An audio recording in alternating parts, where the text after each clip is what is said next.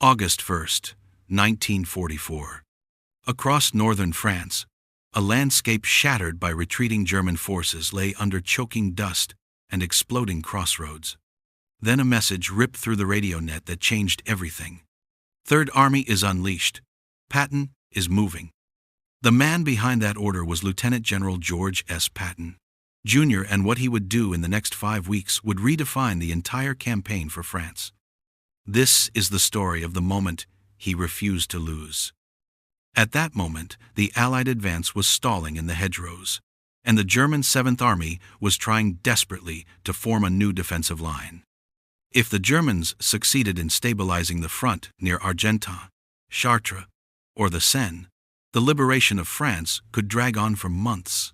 Commanders across the Western Front feared this was the moment Germany might restore cohesion, regain the initiative, and potentially turn the Allies' breakout into a slogging, grinding war of attrition. The situation could flip fast. Hours earlier, inside a cramped command trailer near Normandy, the top Allied planners had gathered. The air was thick, part dust, part sweat, part uncertainty. Map boards were littered with pins showing bottlenecks, stalled divisions, and counterattacks. Reports kept flooding in. Units bogged down. German Panthers regrouping. Conflicting intelligence on enemy reserves. The room grew tense. And then Eisenhower asked the question everyone had avoided for days. Can anyone guarantee a breakout across France before the Germans regroup? Silence. One by one, the generals hesitated, calculating fuel, terrain, logistics, everything that said, not possible. Then Patton stepped forward. Against every shred of logic, Patton made a promise. He would pivot 3 corps, break them out of the hedgerows, and push all the way to the French interior faster than the Germans could react. He claimed he could move 6 divisions, wheel them a full 90 degrees, and sustain offensive momentum for 72 continuous hours. The room went silent. The dust, the sweat, the disbelief seemed to freeze. The logistics alone bordered on impossible roads, clogged with wreckage, bridges destroyed, July rainstorms softening the ground, and supply lines already stretched thin. Even Eisenhower, who trusted Patton's aggression, narrowed his eyes. George, do you mean that? Or are you being optimistic again? After the meeting, Eisenhower quietly pulled his chief of staff, Walter Bedell Smith, to a corner. According to later accounts, Ike whispered, I'm taking a gamble on Patton. If he outruns supply, this entire offensive collapses.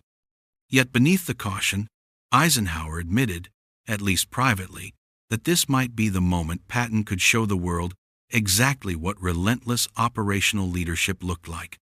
Letters and diaries from staff officers described the same mood. Nervous, hopeful, uncertain. Everyone knew, if Patton failed, the Allies' momentum would die overnight. Over the next 48 hours, something extraordinary happened. Reports began flowing in from field commanders. Patton's Third Army was not just moving, it was flying. Columns of Shermans, half-tracks, tank destroyers, and supply trucks roared eastward, leaving plumes of dust that could be seen for miles. Units were breaking contact, pivoting south, then east, then northeast, pushing through oppressive August heat and choking dust storms. Some spearheads covered 60 to 80 miles in a single day, distances no army in the European theater had ever moved while still in combat. A British liaison officer wrote simply, "It is not an advance, it is a race." The operation was no longer bold. It was miraculous. Then, at 3:10 p.m. on August 18th, the call came into Eisenhower's forward command post. "General, Patton on the line." Eisenhower lifted the receiver. Before he could speak, Patton's voice crackled through the static. "We're across the Mayenne, pushing for Chartres. Paris is open." A stunned silence filled the command trailer. One staff officer later said he saw something rare, Eisenhower's shoulders sagging with sudden relief. He spoke softly. "Say it again, George. You're through?" Patton confirmed. The gateway to France had been ripped open. The breakthrough reverberated across the entire Allied command. Morale surged. Newspapers in London and New York printed their first headlines, declaring the collapse of German lines. French resistance networks began sending coded messages that cities were falling faster than they could update their maps. In private communications to Montgomery and Bradley, Eisenhower admitted the truth. Patton has delivered mobility no other general on this front could match.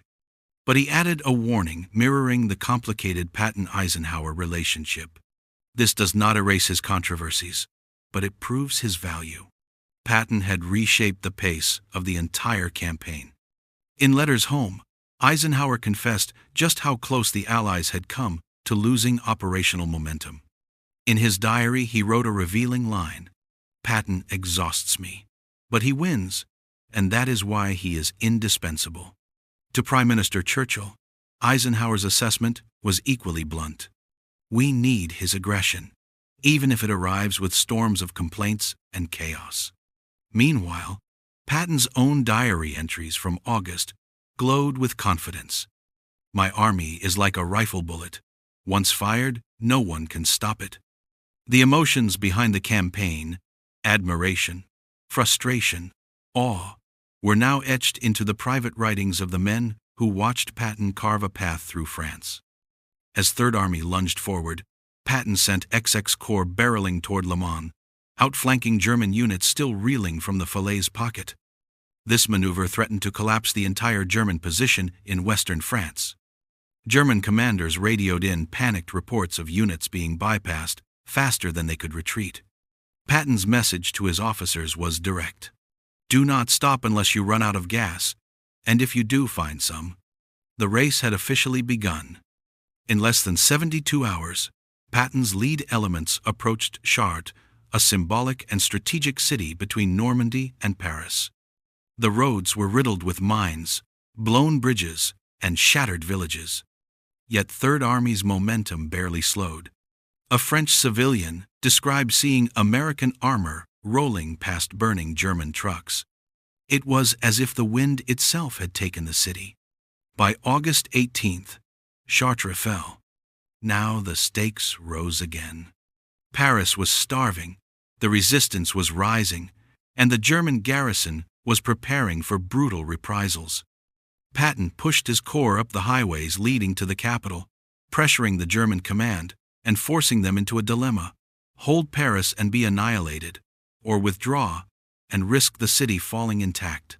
Patton's pressure helped trigger the German retreat. Patton's forces approached the Seine with one mission: don't let the Germans escape.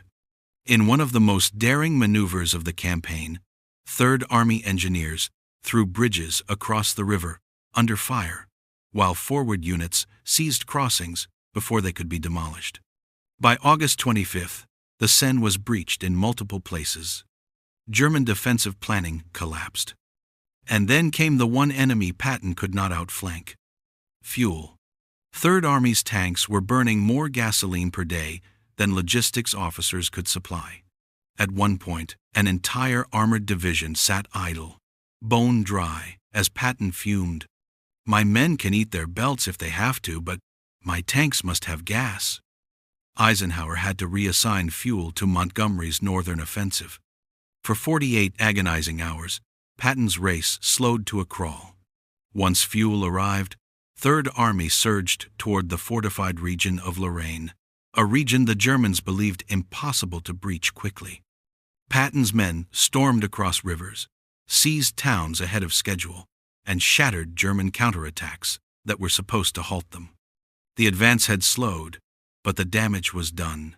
Patton had torn open France. The drive of Patton's Third Army didn't just liberate city after city. It destroyed the German capacity to form a stable defensive line in France.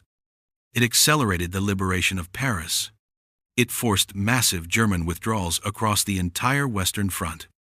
And it permanently reshaped the Allied strategic picture, ensuring Patton would remain a critical operational commander through the rest of the war.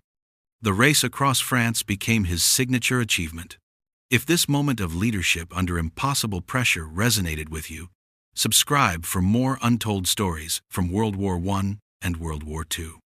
And let me know in the comments which commander, unit, or forgotten moment you want next. Your ideas drive the next video.